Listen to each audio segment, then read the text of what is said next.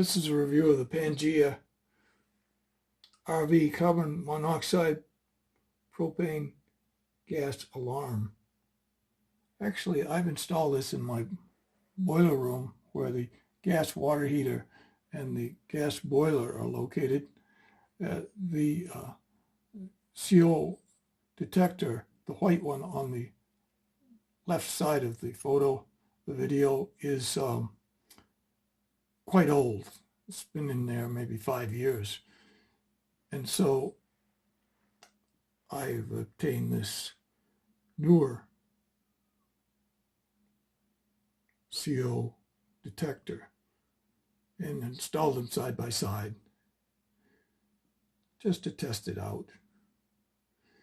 They recommend that this be 4 to 20 inches off the ground, and so I've taped it to a copper pipe here that's probably 7 to 8 inches off the ground.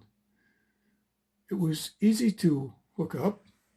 I just spliced the wires into a 12-volt DC power adapter, and that gives it the power it needs.